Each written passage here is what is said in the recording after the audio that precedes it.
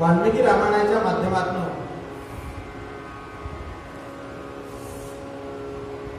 भगवान रामरायांच्या अवतार कार्याची पार्श्वभूमी आम्ही समजायचा प्रयत्न करत आहोत. दोन्ही मुनी कुमारांनी रामायणाला सुरुवात केलेली आहे, पण तत्पूर्वी रामकथेकडे न वळता आपण रावण कथेकडे वळलेलो आहोत. त्याचं कारण असं आहे, ज्या रामचंद्रांनी हा अवतार घेतलाय आणि परित्राणाय साधूनाम विनाशायचं दुष्कृताम, छोट्या मोठ्या दुष्कृतांकरता घेतलाय का असा प्रश्न येतो. भगवान जेव्हा कृष्णाने अवतार घेतला तेव्हा कंसांसारखा महापापी तिथे होता. भगवान जेव्हा नरसिंह महाराजांनी अवतार घेतला तेव्हा हिरण्यकशिपूसारखा होता. गंमत अशी आहे की सगळे लोक तपस्वी आहेत बरं का. सगळ्यात मोठी गोष्ट ही आहे, वाल्मिकी रामायणाच्या माध्यमातून आम्हाला कळतं की तप हे काही सज्जनांचंच कार्य असं नाही आहे. दुर्जन लोक देखील तप करतायत आणि तेवढ्या थोडीचं तप करतायत, कमी तप नाही करत आहेत, उग्र तप करतायत. मात्र प्रॉब्लेम काय आहे की त्या तपाचं जे फलश्रुती आहे, तपाकडनं तप करून काय घ्यायला पाहिजे, तर तिकडे यांची मती बिघडलेली आहे सर्वांची. तपाच्या अनुष्ठानातून प्राप्त होणारी जी काही शक्ती आहे त्या शक्तीचा संचय हे लोक चांगल्या कार्य करता न करता स्वतःच्या स्वार्थाकरता करीत आहेत. खरं म्हणजे गंमत अशी आहे की सज्जन लोक देखील तप करतात, पण त्या तपामध्ये आणि ह्यांच्या तपात फरक आहे. सज्जन लोक, बहुतेक लोक स्वार्थाकरताच करतात, स्वांत सुखाय करत असतात, स्वतःपुरत्या शक्तीकरता करत असतात, माझ्या शक्तीचा संचय व्हावा. आणि ती केवळ स्वतःच्या पुरती किंवा परिवाराच्या पुरती, कुटुंबापुरती मर्यादित असते. पण हे जेव्हा दुर्जन लोक करतात, रावणासारखा जेव्हा एखादा अनुष्ठान करतो तर त्याच्यामुळे त्याचा मदमस्त होतोय आणि त्याच्या ज्या कल्पना आहेत, त्याच्या ज्या अपेक्षा आहेत त्या निरंतर वाढत चालल्या आहेत. काल आपण बघितलं ब्रह्मदेवाकडनं दोघांची उत्पत्ती आहे, आमच्या सर्वांचीच उत्पत्ती असं म्हणायला हरकत नाही. रामांचे पूर्वज घेतलं तरी सुद्धा ब्रह्मदेवच आहेत आणि रावणाचे पूर्वज सुद्धा आम्ही म्हटलं तर ब्रह्मदेवच आहेत. ब्रह्मदेवापासून ज्या सृष्टीची निर्मिती आहे. ब्रह्मदेवांचे पुत्र पुलस्त्य ऋषी, त्यांचा पुत्र विश्रवस, हे देखील महामुनी आहेत, ऋषी आहेत. यांनी तप केलेले, तप करणारे आहेत. मात्र यांचं त्या एका केकसी नावाच्या राक्षस कन्याची भसतात, तिच्या मोहामध्ये म्हणायला नको, तिच्या शब्दात अडकतात. ती धूर्त आहे, हे सरळ आहे. त्या शब्दामध्ये स्वतःला बांधून घेतात ते काही कारण नसताना आणि तिच्या कल्याणाच्या निमित्तानं स्वतःला अडकतात आणि स्वतःचं अकल्याण करून घेतात असं म्हणायला हरकत नाही. या तिन्ही, या राक्षस कन्या आणि ऋषी वडील पुत्र पिता यांच्याकडनं 4 संतानांची उत्पत्ती होते. सर्वात पहिले रावण आहे, तो पूर्णपणे तपस्वी आहे बंडांसारखा, पण आईसारखा तो कामुक आहे, त्याची वृत्ती आईसारखी आहे. दुसरा कुंभकर्ण आहे, तप करलेला त्याने बंडांची वृत्ती आहे त्याची, पण तो काय म्हणतात त्याला तमोगुणी आहे, आळशी आहे, निद्रेच्या अधीन आहे. चौथा आपला त्यानंतर येते शूर्पणखा, ही 100% आईसारखी आहे, तिला धर्माशी काहीही घेणं नाही आहे, कामुक आहे ते पूर्ण आईच्या ह्याच्यामध्ये कामवासनेमध्ये लागलेली आहे. आणि चौथा जो आहे विभीषण, हे पूर्णपणे तपस्वी आहे बंडांसारखे, आणि आईचा कुठलाही गुण यांनी न घेतल्यामुळे सर्व बंडांचेच गुण घेतलेले आहेत. म्हणजे तापसी पण आहेत, ते तपस्वी पण आहेत आणि अत्यंत सत्वशील आहेत, धर्माचे आदरण करणारे आहेत. हे चौघे जण बंडांच्या सांगण्यावरनं आपले तिघही भाऊ, मुलगी नव्हे, शूर्पणखा नव्हे, रावण, कुंभकर्ण आणि विभीषण, हे तिघही जण जंगलामध्ये जातात. गोकर्ण महाबळेश्वराच्या ठिकाणी हे तप करतात बंडांच्या सांगण्यावरून, आणि म्हणतात आपल्याकडे तपाची परंपरा आहे. आणि तिघही जातात, ब्रह्मदेवाला प्रसन्न करून घेतात, आणि रावणाने त्याच्या वृत्ती एकदम उभारून देतात. खरं म्हणजे त्यांनी तप केलेलं आहे, आता त्यांनी त्याला पुण्य त्याचा अर्जन व्हायला पाहिजे, पण तसं न होता फक्त शक्तीमुळेच तो अडकून बसतो, आणि स्वतःची सात्विक वृत्ती नसल्यामुळे तो आपल्याप्रमाणे मागावर मागून घेतो, तुम्ही कुणाच्याही हातून मरू नये, मी अमर राहावं असं मला करा. ते म्हणतात शक्य नाही, मग किमान आता असं तरी करा. ह्याच गोष्टीला तो दुसऱ्या शब्दांमध्ये फिरवतो बघा, मी एकदम म्हणजे मी मरू नये, हे शक्य नाहीये, मरावं लागेल तुला, मग आता मी कुणाच्या हातून मरू नये. कुणाच्या हातून देव झाले, यक्ष झाले, राक्षस झाले, की हे झाले, गंधर्व झाले, आणि अशी तर लंबी तेवढी एक यादी देतो, अमुकाच्या हातून नको, तमुकाच्या हातून नको. आणि तो मदमस्त झाल्यामुळे इतका ओव्हर कॉन्फिडेंट आहे की त्याला नर आणि मानर या दोघांची आठवणच येत नाही. किंवा आपण एखाद्या साधारण मनुष्याकडून मरू अशा त्याच्या कल्पने सुद्धा नाहीये, त्या गावात तो त्या ह्याच्यातच नाहीये. आणि नेमकं या गोष्टींचा फायदा पुढे ब्रह्मदेव घेणार आहेत, अजून घेत नाही. ब्रह्मदेव या गोष्टीला नोट करतात, आणि शेवटी ते ब्रह्मदेव आहे, सृष्टीचा नाही. याच्या बापाच्या बाप म्हणजे म्हणताना असे खूप आहेत, त्याचे बारसं जेवलेले आहेत ते असो, आणि हा मदमस्त होतो, आणि आता अत्याचार करायला यांनी सुरुवात केलेली आहे.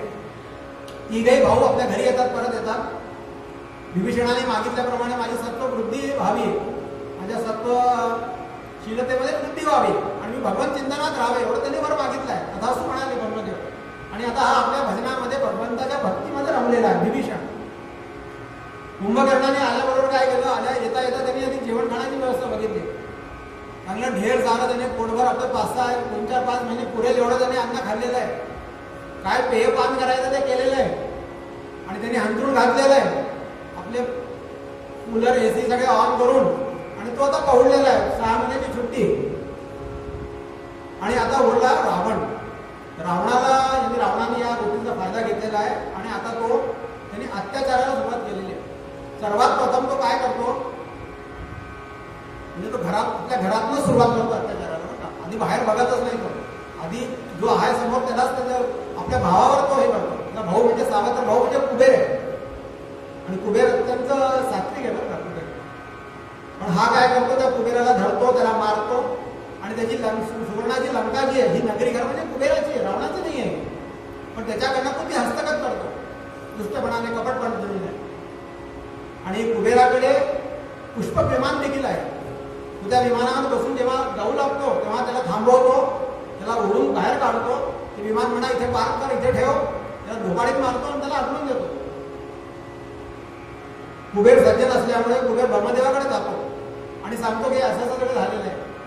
ब्रह्मदेव म्हणतात माझा नाईलाज आहे, मी त्याच्या आता सगळ्या ह्याच्यात बांधले गेल्यामुळे ना तो मला सुद्धा देखील आता माझ्या आटोक्यात देखील नाही रावण. तू त्याच्या नादी लागू नकोस, तुला तुझी दुसरी नगरी निर्माण करतो. म्हणून मग तो म्हणतो की पण आता रावणाच्या जवळपास नको, बरं मला आडोशी पडतो की रावण नको, तर तू काळजी करू नको. रावण दक्षिणेत आहे, मी तुला उत्तरेमध्ये करतो. आणि उत्तरेमध्ये हिमालयाच्या जवळ अलकावती नावाची नगरी ब्रह्मदेव त्याला बसवून देतात, आणि कुबेर तिथे राहतो. तपाच्यामुळे एक गंमत सांगतो आपल्याला. तप आम्हाला वाल्मिकी रामायण तपाकरता प्रवृत्त करताय, पण तपामध्ये काय आहे, तपामध्ये जर भक्तीची, भगवंताच्या चिंतनाची जर ओढ नसली, तिला जोड जर नसली, तप म्हणजे खरं म्हणजे काय, रजोगुणाचं काम आहे. क्रियाशीलतेचं काम आहे. जोपर्यंत मला इच्छा होणार नाही, क्रिया करायची इच्छा होणार नाही, तोपर्यंत करू शकत नाही. त्या रजोगुणाला जेव्हा सात्विक गुणाची जेव्हा जोड लागते ना, किंवा जोड बेस मिळते ना, तेव्हा जगामध्ये सत्कर्म वाढू लागतात, सज्जनांचा काय म्हणतात सद्धर्म वाढू लागतो. आणि या रजोगुणाला जर तमोगुणाची जोड असली तर मग रावणासारखे लोक, अधर्मी लोक निर्माण होतात आणि मग ते जगाला ते भंबवून टाकतात. रावणाचं हे झालेलं आहे. रजोगुणी तो आहे, चांगलं काम आहे, त्याला सारखं क्रियाशील आहे, सारखं पराक्रमणे करण्याची इच्छा आहे, पण वृत्तीने तो अतिशय काय म्हणतात त्याला चांगला नाही, बदमाश वृत्तीचा आहे. लोकांची संपत्ती लुबाडणं आणि त्यांच्या महिलांची, स्त्रियांची लूट करणं एवढंच त्याचं काम आहे.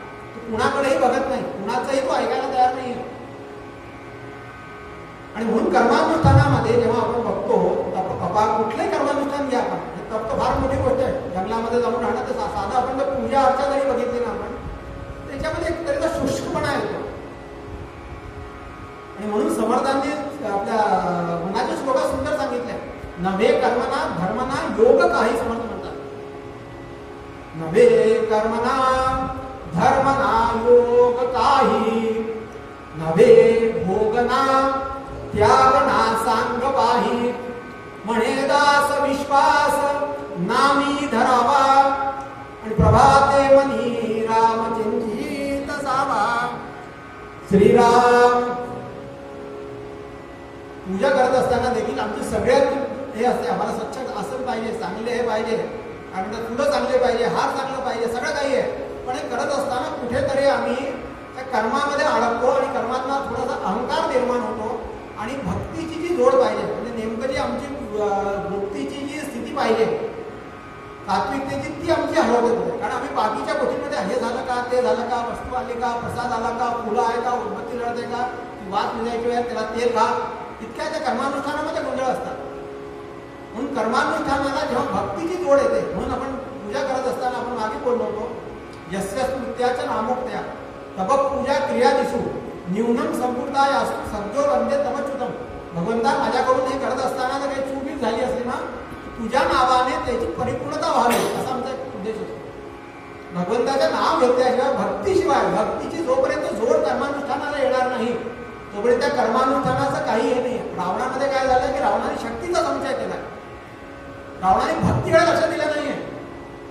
महादेवाची भक्ती सुद्धा तो करतोय म्हणजे काय, तो दाखवतोय, तो करत नाहीये.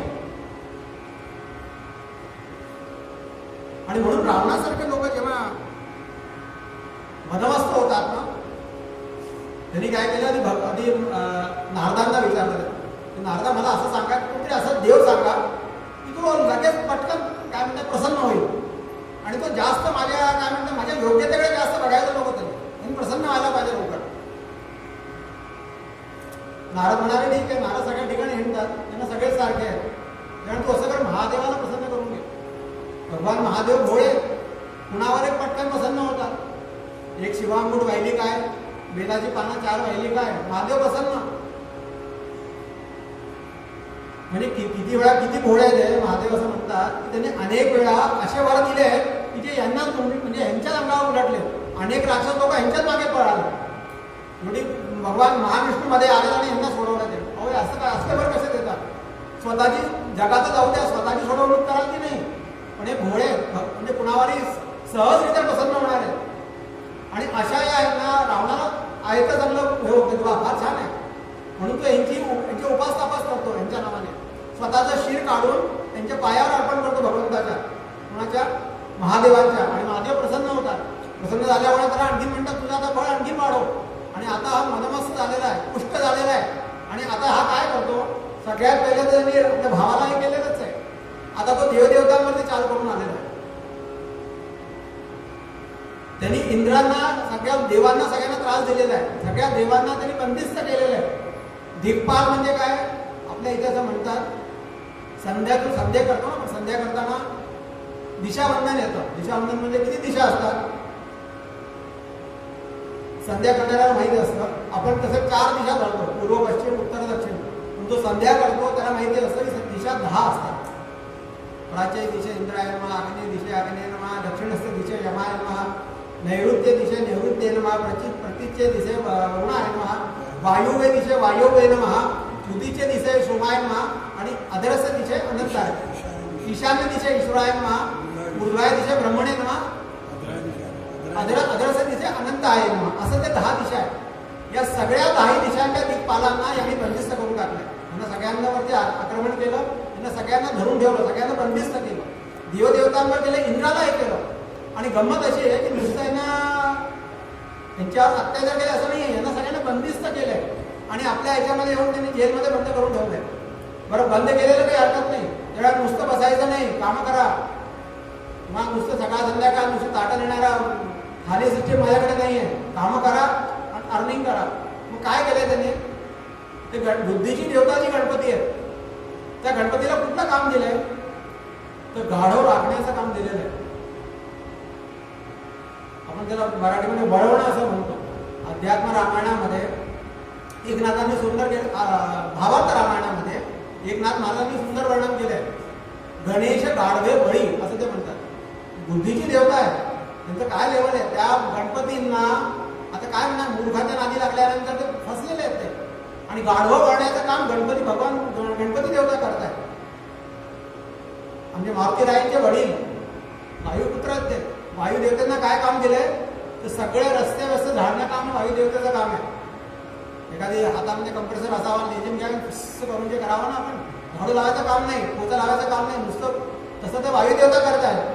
अग्निदेवतांना काय काम दिलंय? अग्निदेवतांनी सर्व लोकांचे कपडे धुणे काम करायचं. एवढे लंकेमध्ये जेवढे लोक आहेत, सगळे राक्षस मंडळी, रावण मंडळी, सगळे धोबी घाट सगळे अग्निदेवांनी सांभाळायचं आहे पूर्ण. असे हे कामं. आणि दुसरं गंमत सांगतो, त्याला कळलं की त्यांनी सगळ्यात काय म्हणतात त्याला, ग्रहांना सुद्धा आपलं पालथा घातलेलं आहे, ग्रहांना सुद्धा सगळ्यांना बंदिस्त केलेलं आहे. शनी देवता जी आहे, त्याला कळलं की शनी देवतेची काय म्हणतात नजर फार वाकडी नजर गेली ना, तर मग ते कठीण असतं. त्यांनी काय केलं, शनी देवतांना आपल्या सिंहासनावर खाली असं पालथच घातलंय. पालथं घातल्यामुळे त्यांची नजर खालीच आहे, वर बघायला नको, आपल्यावर त्रास व्हायला नको. तर असा हा एकंदरीत रावण आहे. आणि रावणाने त्यामुळे काय झालंय की त्याचा दोन्ही प्रकार आहेत. एक त्याची मंत्रशक्ती, त्याला म्हणतात ना आपल्या शक्तीचं बळ आहे, आणि त्याशिवाय त्याची मंत्रशक्ती पण मोठी आहे. रावणाने अनेक मंत्रांचं आणि त्याचं निर्मिती केली असं म्हणतात. आणि मंत्रशक्तीमध्ये काय आहे, आध्यात्मिकतेची जोड नाही आहे त्याला, मंत्र त्यांनी तयार केलेले आहेत. आता मंत्र्यांचं सामर्थ्य जर म्हटलं आपण बघा, म्हणजे आपण जर प्रेमळपणाने बोललो, एक साधं त्याला विचारलं काय कसं आहे, हसून जर म्हटलं तर तो किती आनंदित होतो. त्याला आपण जर अपशब्द बोलले तर तो मनात लागतात. त्याला शिवी आपण म्हणतो, काही वाईट शब्द म्हणतात, म्हणजे याचा अर्थ शब्दांचा प्रभाव आहे. मग ते शब्द एका विशिष्ट पद्धतीने जर उच्चारले गेले, आमच्या ह्याच्यामध्ये शास्त्रामध्ये असतं अहम मंत्राधीन असं भगवान सुद्धा म्हणाले. पण ते मनामध्ये म्हणत असताना त्यावेळेला ती वृत्ती त्या पद्धती पाहिजे. जर वृत्तीची जी आमची शुद्धी होत असली, वृत्ती जर आमची भगवंताकडे असली, तर त्या मंत्रांचा उपयोग आहे. तर ते मंत्र मेकॅनिकल होतात आणि त्यांचं फक्त सामर्थ्य एवढंच होतं की शक्तीचं हे होतं. त्यांनी शक्तीच्या आणि मंत्रांच्या भरोशावर त्यांनी आता काय म्हणतात त्याला आपले बळ वाढवलेलं आहे. आणि तो फक्त आणि फक्त लोकांना त्रास देणारा,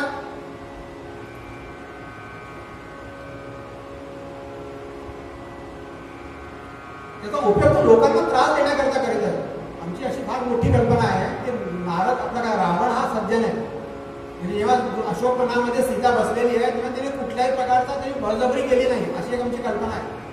पण आपल्याला सांगू का, हे खरं नाही आहे. हे खरं ह्याकरता नाही आहे, तो निरनिराळ्या प्रकारे त्या सीतेचं मन वळवण्याचा प्रयत्न करीत आहे. हे खरं आहे की त्याने बळजबरी केली नाही आहे, पण का नाही केली त्याच्या मागे एक कारण आहे. हे कारण काय आहे, तुलसीदासांनी खूप सुंदर वर्णन केलं आहे. आपण परवाच बघितलं की सीतेला सीता त्यागाचा प्रसंग आलेला आहे आणि सीतेच्या पातिव्रत्यावरती अयोध्यावासी लोकांनी काय बोट ठेवलेलं आहे, कलंक लावलेला आहे. त्या सीतेचं वर्णन तुलसीदासजी करतात. जेव्हा अशोकवनामध्ये मारुतीराय जेव्हा जातात, तुलसीदासजी म्हणतात,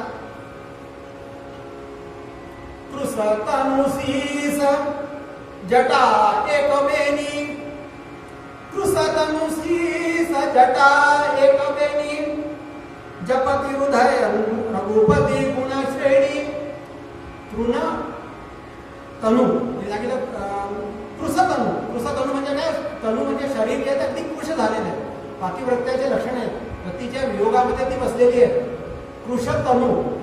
आणि शीस जटा एक बेणी, शीशावरती जटा केलेल्या आहे आणि एकच बेणी केलेली आहे, केस हे केलेलं नाहीये.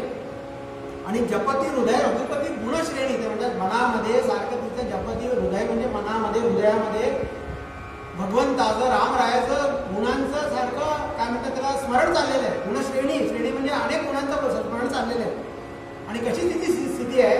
अशोक वनामध्ये झाडाखाली ती बसलेली आहे, अशोक वनातल्या अशोक वृक्षाखाली बसलेली आहे ती. निज पद नयन दिये, तुळशीदासचे वर्णन करतात, निज पद नयन दिये मन राम पद कमल लीन, ते म्हणतात निज पद नयन दिये मन राम पद कमल लीन. आणि परम दुखी बा पवन सुत देखी जानकी दीन, असं ते म्हणाले. मारुतीरायांचं वर्णन आहे बरं का. काय अर्थ आहे याचा? निजपद नयन दिये, कशी बसली आहे ती? की आपल्या डोळ्यांचं निजपद, निजपद म्हणजे स्वतःचे पाय, पाय समोर ठेवलेले आणि स्वतःचं लक्ष निजपद नयन दिये म्हणजे स्वतःचं लक्ष जे आहे ते पायांवरती आहे. आणि मन राम पद कमल लीन, डोळे जरी खाली असलेले तर मन कुठे आहे? मन रामाच्या राम पद कमल लीन. कमल म्हणजे कमळ रूपी जे कमळ, रामाचे जे कोमळ आणि कमल जे पाय आहे, कमळासारखे जे पाय आहे, त्या पायांवरती मन जे रमलेलं आहे. डोळे खाली आहे, डोळे असं नजर खालती आहे, पण मनामध्ये भगवंताच्या चरण कमलांचं हृदयाचं ते अन्वेषण हे झालेलं आहे, चिंतन चालू आहे. आणि परम दुखी बा पवन सुद्धा देखी जानकी दीन, मारुतीराय वर्णन करतात की मला अतिशय मारुतीरायांना दुःख झालं किंवा त्यांनी जानकीला त्यांनी या स्थितीत बघितलं तेव्हा मारुतीरायांना अतिशय दुःख झालेलं आहे. तर रावण काय करतोय? तर रावण तिचं निरनिराळ्या प्रकारे तिचं मन आहे ना भरवण्याचा प्रयत्न करतोय. आणि तिने तो काय म्हणतो बघा, बहुविधी खल सीत ही समुझावा. बहुविधी खल, खल म्हटलं बघा रावणाला, तुझी जाणलेली खल म्हणजे दुष्ट या. बहुविधी म्हणजे अनेक प्रकारे, बहुविधी खल सीत ही समुझावा, अनेक प्रकारे या दुष्टांनी सीतेला समजवण्याचा प्रयत्न केला. समजवण्याचा काय प्रयत्न केलाय? तू रामाला विसर आणि मला तू माझा अंगीकार, मला स्वीकार कर. आणि ते सांगितलं साम दाम भय भेद दिखावा, साम दाम भद भेद, साम दाम भय भेद दिखावा असं त्यांनी सांगितलं. रावण इतका सरळ नाहीये. साम दाम म्हणजे काय? मी तू असं नाही केलं आणि प्रेमाने विचारतोय, हे तर तू असं समजू नकोस मला, तुला असं करून टाकेल मी, रावणाला असं करून टाकेल, तुला असं करून टाकेल, म्हणजे त्याला भीती पण दाखवतात ते. आणि सीता म्हणते अधम निलज्ज लाज नाही होई. सीतेने म्हणून आपण मधल्या घेतले नाहीये वेळ होईल म्हणून. सीता त्याला म्हणते की अधम निलज्ज लाज नाही होई. अधम आहे तो, निलज्ज आहे म्हणजे निर्लज्ज मनुष्य आहे. रावणाचं आपण चरित्र करून आहोत. अधम आहे तो, लाज वाटत नाही. एक ठिकाणी ते असं म्हणते की कमळ जे आहे ना ते सूर्यप्रकाशाने कमळ फिरतं, पण तुला सांगते रावणा सुनाई आपोई खद्योत सम असं ते म्हणलेलं आहे. म्हणजे मी तू खद्योत म्हणजे काय? तू हे काय म्हणतात त्याला काजवा आहेस तू. काजवा म्हणजे काय? देखून नाही, काजवा म्हणजे जुगनू, आपण हिंदीमध्ये जुगनू म्हणतो त्याला. जुगनू आहे ना, तू जुगनू आहेस तू. रामराय सूर्य आहे, त्या सूर्याच्या प्रकाशामध्येच कमलिनी खेळत असते. एखाद्या जुगनूच्या जुगनूच्या मागे सुद्धा प्रकाश असतो, त्या प्रकाशाने केलेलं का? पुढे तू आणि पुढे रावण, पुढे राम आणि पुढे तू, असं त्यांनी त्या पद्धतीने केलेलं आहे. तर रावणाने का नाही केला असं म्हणतात? रावणाने बळजबरी केली नाही का? रावण बळजबरी करू शकत नव्हता. त्याचा एक हा आहे, त्याचा मंत्री त्याला सांगतो तिथे की तू असं कर, हे सगळं त्याच्या ह्याच्या मागे लागलं काय करायचं? अरे तुझं बलिष्ठ आहे, धर तिला कर आपलं. तेव्हा तो सांगतो की अरे मी केलं असतं असं, पण का नाही करत तुला सांगू का? त्यांनी सांगितलं तर ते सांगतो. आता मी आपल्याला सांगतो कथा काय आहे ती कथा अशी आहे, हा निर्लज्ज आहे, अधम आहे, पापी आहे, सगळं काही. म्हणजे किती पापी आहे हा? यांनी आपला भाऊ कुबेर, त्या कुबेराचा मुलगा नल कुबेर आणि त्याची काय म्हणतात त्याची जी मुलगी आहे, त्याची जी पत्नी आहे, त्या पत्नीचं त्यांनी बळजबरी केलेली आहे. म्हणजे आपल्या सुनेवर रावणाने बळजबरी केलेली आहे. आणि हे कसं माहिती आहे? वाल्मिकी रामायणामध्ये रावण स्वतः सांगतोय, स्वतःच्या तोंडी हे वाक्य आहे. काय त्याचा मंत्री म्हणतो की तू इतकं काय करतोय, त्याला बळजबरी कर. तेव्हा तो म्हणतो की असं मी करू शकत नाही. जेव्हा त्यांनी त्याच्यावर बळजबरी केली तेव्हा ती सून गेली ब्रह्मदेवाकडे. आणि ब्रह्मदेवाला त्यांनी सांगितलं, असं रडू लागली. ती म्हणाली असं असं करतो, माझा सासरा आहे हा खरं म्हणजे, तुलाच सासरा आहे पण सासरा आहे. आणि त्यावेळेला ब्रह्मदेवाने रावणाला बोलवलेलं आहे. ब्रह्मदेवाला राग आला, क्रोध आला आणि रावणाला खडखडून सांगितलं की लक्षात ठेव, यापुढे जर तू कुणाही याच्याशी असं काही करायचा प्रयत्न केला, तुझे मस्तकाचे तुकडे होतील म्हणून. आणि ही गोष्ट हा आपल्या मंत्र्याला सांगतोय वाल्मिकी रामायणामध्ये. स्वतःची कबुली आहे त्याची. म्हणजे आपलं जण मला करता येणार नाही, का करता येणार नाही, आणि असं असं आहे, मी असं असं करून चुकलो एकदा, माझे असे जे प्रताप आहे, मला असं असं ते सर्टिफिकेट मिळालेलं आहे, तर मी असं केलं तर माझ्या मस्तकाचे तुकडे होतील. तर असा हा रावण आहे. रावण इतका सरळ सोपा नाही. आणखीन एक प्रकार अजून हे असं येतं,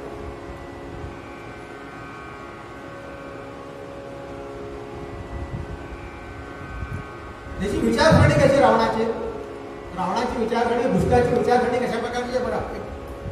यावत जीवेत सुखम जीवेत, चंगळ करणार आहे, मोजमस्ती करणार आहे. जो पैसा लोकांचा लुबाडायचा, त्याला देण्याचं काही काम नाही, आणि जो आला तो माझ्याच बापाचा पैसा असं समजून त्याचा उपभोग घ्यायचा. यावत जीवेत सुखम जीवेत, जोपर्यंत जगायचं सुखामध्ये, मधमस्तीमध्ये, मौजमध्ये जगायचं आहे, चांगलं जगायचं आहे. गुढम कृत्वा भूतम विवेक म्हणतो आपण, भूतम विवेक नाही आहे तो, म्हणतो गुढम कृत्वा सुराम विवेक. राक्षसांना त्यांनी सांगितलेलं आहे जोपर्यंत जगायचंय, माझ्याबरोबर जगायचं आहे ना, मस्त राहा, कुणाकडे लुबाडा पैसा, तुमच्या बापाचाच पैसा आहे म्हणून खर्च करा, त्याला चांगलं करा. आणि ऋणम कृत्वा, लोकांचं ऋण घ्या आणि त्या ऋणम कृत्वा काय करा, तो सुरम पिबे, सुराम पिबे, सुरा पिया. आणखी सांगतो, भस्मीभूतस्य देहस्य, एकदा देह भस्मीभूत झाल्यानंतर, देह जळून गेल्यानंतर पुनरागमनम कृत्वा, पुनरागमनम कृतः, पुन्हा थोडी यायचं आहे आपल्याला. आता हा जन्म मिळालेला आहे, मोजमस्ती करता हा मिळालेला आहे, खाओ पिवा ऐश करो, अशा वृत्तीचा रावण आहे. कुणाकडनंही पैसे घेतल्यानंतर ते परत करायचं कामच नाही आहे. आणि असा प्रकार काय की हा एकटा आहे का असा, बघा एखादा रावण असताना तर काही प्रॉब्लेम नाही आहे, पण ही वृत्ती आहे. रावण म्हणजे हा मनुष्य नसून रावणाची वृत्ती आहे, आणि या वृत्तीला त्यांनी जोपासलंय, त्याला त्यांनी पुष्ट केलेलं आहे. कारण अनेक राक्षस अशा प्रकारचे लोक झालेले आहेत, आणि त्या राक्षसांनी आता पूर्ण भूमीला पूर्ण पराक्रम करून ठेवलं, सगळ्या लोकांना भन्नून टाकलेलं आहे, सगळ्या ठिकठिकाणी असे लोक झालेले आहेत. सज्जन लोक नाही आहेत का, सज्जन लोक आहेत. गंमत अशी आहे की अशा दुर्जनांचं काय संघटना आहे यांची. सज्जन लोक काय असतात, सज्जन लोक संघटित होत नाहीत. मोठी आपल्याला आपल्या ह्याच्यातच दिसतं, आपल्या व्यवहारामध्ये पण दिसतं. चांगले लोक असतात, तो तिकडे तो तिकडे तो तिकडे.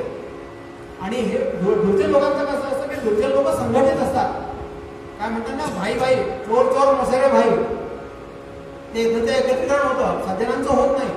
दुसरं गंमत अशी की हे लोक म्हणजे कुणी पण तिकड्यावर होतं का, नाही असं नाही. त्यांचं वर्णन आलंय, हे असताना देखील दोन लोक असे अजून होते यांच्यावर यांना सुद्धा त्यांनी जिंकलेलं होतं. कोण कोण होतं ते, एक तो होता सुग्रीवाचा भाऊ वाली. आपल्याला माहित असेल, असं म्हणतात वाली एकदा संध्याकाळच्या वेळेला वाली आपल्या काय म्हणतात त्याला समुद्र किनाऱ्यावरती संध्या करत होता.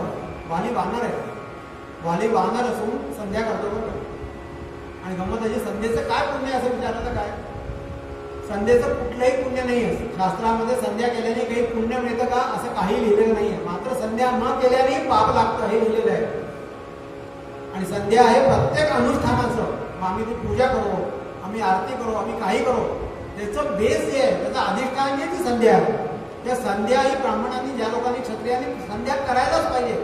आणि हा वानर असून सुग्रीव वाली हा संध्या करतोय. आणि रावण तिथे आला, आणि रावण आल्यानंतर हा तर मस्त होता, याला तर काहीतरी तू शांतपणाने बसला कसा हे बघूया ना याला. यांनी शिव्या द्यायला सुरुवात केली, आणि शिव्या दिल्याबरोबर वालीची संध्या झाल्यानंतर जप चालू होता, तो जप करत होता. आणि करत असताना त्यांनी आता काय करावं, हा सारखा ओरडाओरडी सुरू झाली. त्यांना चैनच पडे ना, मस्तीमध्ये होता. आणि करता करता रावली म्हणाला इकडे, आणि दुसऱ्या हाताने त्याला बोलवायचं, हे आला तो. जेव्हा आल्यावर त्यांनी त्याला असं करून टाक्यामध्ये दाबून टाकलं. टाके दाबून धरला, एका हाताने माळ चालूच आहे. त्यांनी आरामात शांतपणाने तो जप केला, पूर्ण केला. म्हणजे वालीची काय ताकद असेल. अशा रावणाला या वालीने असं धरून ठेवलं, टाक्यामध्ये दाबून ठेवलं, आणि आरामात त्यांनी आपला जप पूर्ण केला. माळ लवकर फिरवली नाही, जेवढे वेळ लागणार तेवढा घेतला त्यांनी. डोळे बंद केले, त्या वालीला धरलं आणि आपल्या किष्किंधेमध्ये घेऊन गेलं. आणि असं म्हणतात की तिथे त्याचा तबेला होता. तबेला म्हणजे तिथे घोडे बिडे बांधतात, पशु बांधतात. त्या तबेला त्यांनी बांधून ठेवलं त्याला. आणि त्याचा मुलगा जो अंगद होता ना, त्याला त्यांनी खेळणं करून दिलं किंवा तुझ्याकडे जिवंत खेळणं आणून दिलं. ते 10 कोणतं वगैरे मस्तक वगैरे असं वर्णन आहे. बघ त्याला म्हणजे का बघ. शेवटी 6 महिन्यात काही ठिकाणी असे वर्णन येतं की तो अंगद लहान होता आणि तो पाळण्यामध्ये होता. तर पाळण्याच्या वरती बघा आपण असं खेळणं असतं. मुलं थोडी मोठी झाली पाळण्यात टाकलं की त्यांना काहीतरी असं हलणारं काहीतरी खेळणं लागतं, आवाज करणार. तर रावणाला त्यांनी असं वर बांधून ठेवलं होतं खेळण्याचं. आता ह्याच्यात थोडीशी अतिशक्ती आहे, पण याचा अर्थ की वाली एवढा ताकदवर होता आणि रावणाचं त्याच्या पुढे काही झालं नाही. आणि या रावणाने शेवटी 6 महिने झाले त्याने हातपाय जोडले त्याने. मला कसंही कर, आता मी इकडे येणार नाही, इकडे बघणार नाही, की मला मोकळं कर. त्या घोबाळात मारले त्यांनी आणि त्याला हाकलून दिले. तर असा हे वाली आहे. आणि गंमत अशी आहे की रावणाने नंतर किष्किंधेकडे पाहिलंच नाहीये.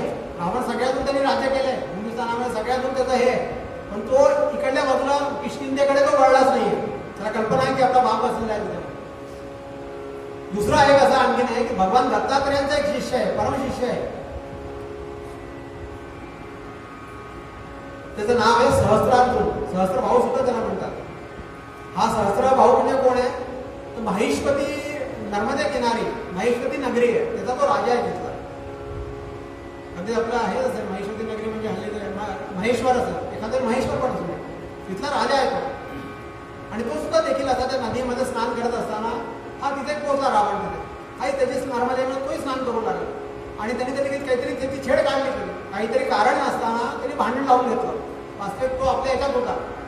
हे केल्यानंतर त्यांनी त्याला चोपलं चांगलं. आणि चोपल्यानंतर त्याला घेऊन गेला धरून. आणि गेल्यानंतर त्याला आपल्या स्वतःच्या जेलमध्ये त्यांनी त्याला आपल्या तुरुंगामध्ये बंद केलं. 6 महिने तिथे तुरुंगात होता रावण. म्हणजे गमतीत सांगायचं म्हणजे रावणाजवळ 6 महिन्याचे 2 सर्टिफिकेट्स आहेत शॉर्ट कोर्सेस जेलच्या. एक वालीकडलं सर्टिफिकेट आहे, एक्सपिरियन्स सर्टिफिकेट, आणि एक याच्याकडलं आहे. आणि इतकं करून देखील तो सुधारला नाही मात्र.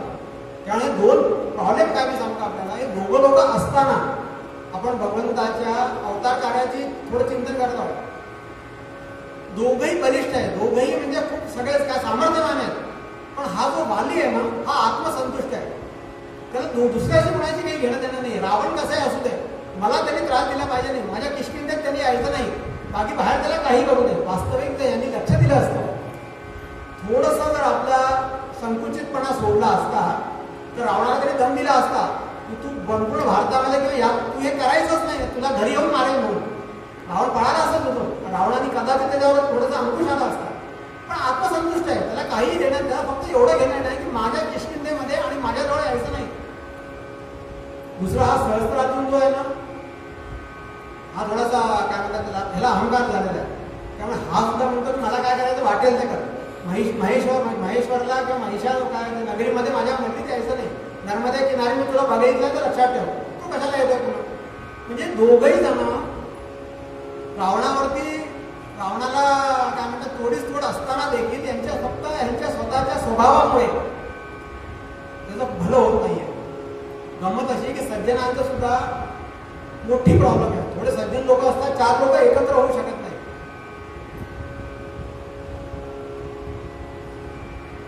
आपला वेळ होत आलेला आहे.